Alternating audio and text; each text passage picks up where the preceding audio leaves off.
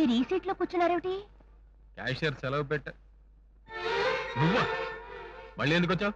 నన్ను తృప్తిపరుస్తావని. నీకేం మద పిచ్చగాని పట్టినా? మద పిచ్చా? ఎత్తడైపోద్ది. నేనేం అలా తప్పుదాన్ని అనుకున్నావా? లేకపోతే ఏమిటా మాటలు? ఆ రాతలో మాటలు.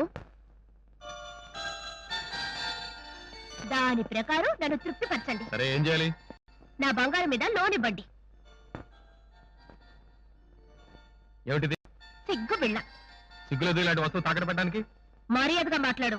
ఇది మా ఇంట్లో 3 తరాలుగా వస్తుంది తెలుసా? తీసుకో. ఒంటి మీద అన్ని వస్తువులు పెట్టుకుని ఇదే తాకట్టు పెట్టాలా? మా ఇష్టం. ఇది మాత్రం బంగారం కావాలంటే గీటెడు చూసుకో. ఎంత వస్తుందో ఇవ్వు. దేనికి నీకు డబ్బు? మన పెళ్లికి మంగళసూత్రం చేయించుకుందామని. నీతో పర్సనల్ గా మాట్లాడాలి. అలాగా? పొద్దుపోయాక గడ్డిమిడి చాటుకొచ్చేనా? వద్దు, పొద్దు పోకుండా గోదావరి గట్టుకురా. వస్తాడు రాజు ఈ రోజు, రానే వస్తాడు నెల రాజు ఈ రోజు. అమ్మ దొంగ వచ్చేసా. ఇక్కడికి ఎందుకు రమ్మన్నావో అర్థమైపోయింది. చక్కగా ఇక్కడైతే మనం ఏం చేసుకున్నా ఎవ్వరూ చూడరని కదా. చేసుకోవడం అంటే గుర్తొచ్చింది. మనం సోఫరం ఎక్కడ చేసుకుందాం? దొడ్డిపట్ల గోదావరి రేవు నుంచి అరటి తెప్పేసుకెళ్ళి అంతర్వేది బీచ్ లో చేసుకో. కుందాం అనలేవు? అనలేను. పెళ్లి ఇంకో దాంతోను, సోఫరం నీతోను బాగుండదు. ఏంటి, పెళ్లి ఇంకో దాన్ని చేసుకుంటావా? అవును. మాకేం పని లేక లవ్ చేసావు అనుకుంటున్నావా నిన్ను? చూడు, మన పెళ్లి జరగదు, అది చెప్పడానికి నేను ఇక్కడికి పిలిచాను. ఎందుకు జరగదు? అంతే. ఇదిగో నాతో పెట్టుకుంటున్నావా?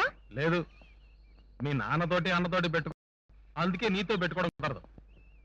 ఇప్పుడు ఎత్తడైపోద్ది. అయితే మరి పెళ్లి అయిపోతుందన్నమాట. మరి నువ్వు హీరో, మా నాన్న విలన్ అయినప్పుడు విలన్ కూతురు హీరోయినే కదా. హీరో విలన్ తో చేస్తాడు, మెళ్ళో తాళి కట్టాడు. కాబట్టి జరగడం ఖాయం. అది కాదు మంగ, నేను చెప్పేది విను. వినను. నేను చెప్పేది నువ్వు విను. అదిగా నేను పెళ్లి చేసుకో. దెయ్యమై నీతో కాపురం చేస్తారు.